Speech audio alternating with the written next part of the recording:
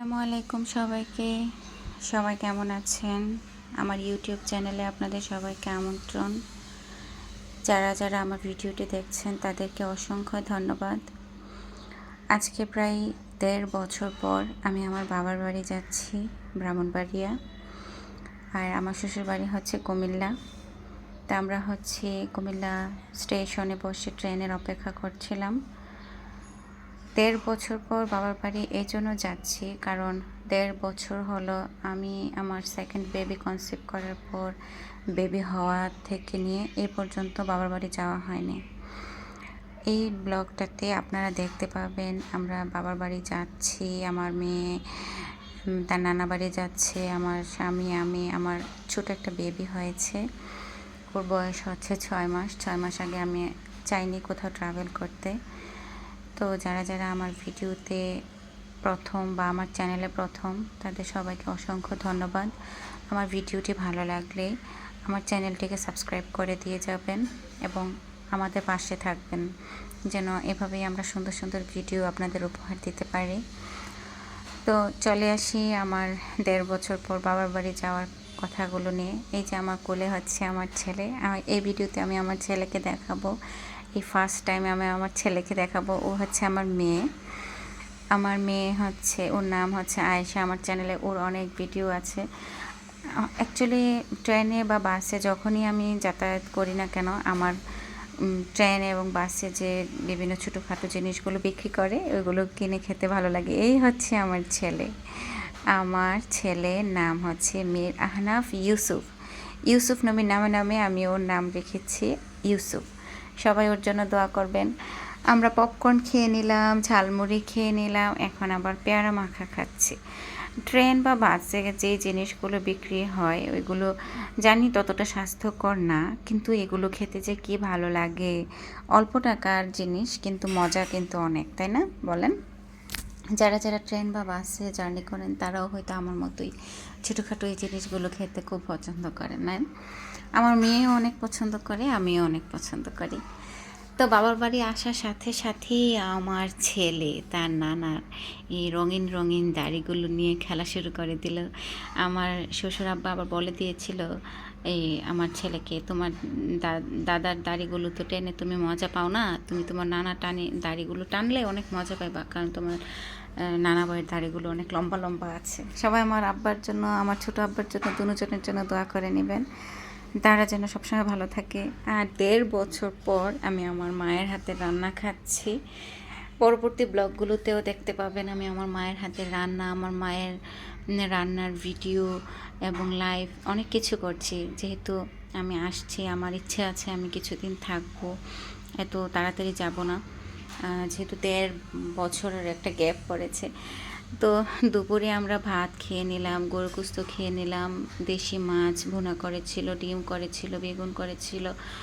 তো রাতে যেহেতু আমার আম্মু বলতেছে অনেক ঝুম বৃষ্টি হচ্ছে, ৩-৪ দিন যাবতীয় বৃষ্টি, তো আম্মু বলতেছে গরু গোস্ত যেহেতু রান্না করা আছে, কোরবানির গোস্ত বেশি করে রান্না করে ফেলছে, বলতেছে গরম গরম খিচুড়ি দিয়ে ভালো লাগবে, কি বলিস? আমি বলতেছে আম্মা আর বলা লাগে বলো, তুমি যদি করতে পারো এখনই করে নাও।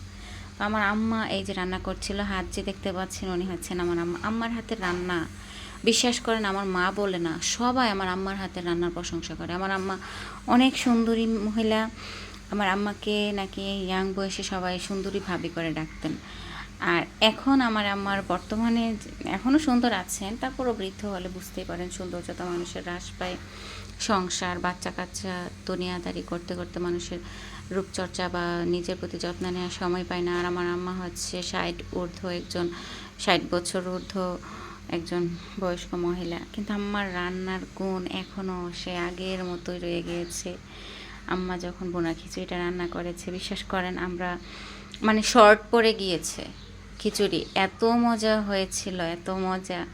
আর একদম যে পোলাও চালগুলো না, গিরস বলতে যারা নিজেরা এরকম মানে ধানগুলোকে ইয়ে করে আর কি করে বিক্রি করে, নিজে কাঁধে করে করে এনে বিক্রি করে বাজার থেকে, বা আমরা যে চাষি চালগুলো কিনে খাই এগুলো না, গৃহস্থের ঘরের মানে একদম ছোট ছোট দানার কালো জিরা চালগুলো আছে, এটা দিয়ে করেছিল।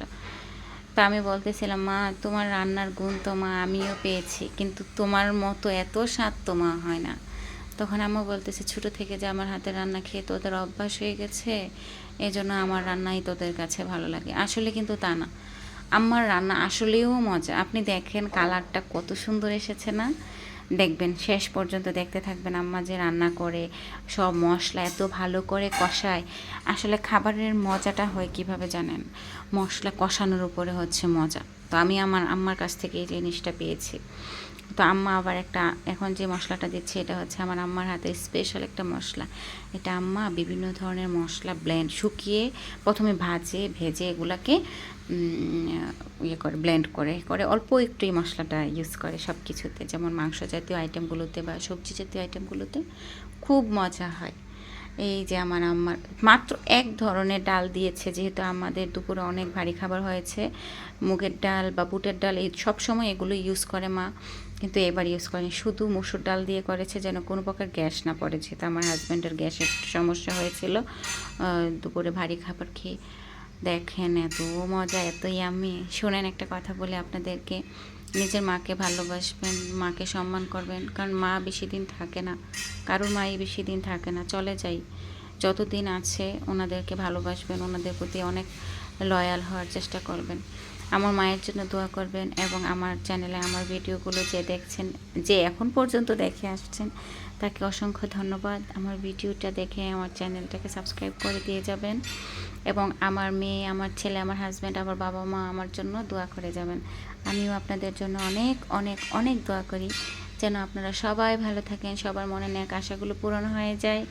এই যে আমার আম্মা যান রান্না করছে, আমার এই কাঠিটা দিয়ে সবসময় আম্মা ওই যে খিচুড়ি টাইপের বা পোলাও টাইপের জিনিসগুলো নাড়াচাড়া করে। কাঠিটা কিন্তু নিচের অংশটা পুড়ে ফেলছিলাম আমি কাঠিটা চুলার কাছে দিয়ে চলে গিয়েছিলাম, এসে দেখে কাঠির মধ্যে আগুন লেগে গেছে। তখন আম্মা বলতেছে যে, আরে মা, এই কাঠিটা ছোটো, কিন্তু এটাতে নাড়াচাড়া করতে অনেক শান্তি, অনেক আরাম, তুই এটা কী করলি রে মা? তো যাক, মেয়েকে তো মাফ করে দে মা, তাই না? ছোটোখাটো জিনিসের জন্য তার বকা দিবে না।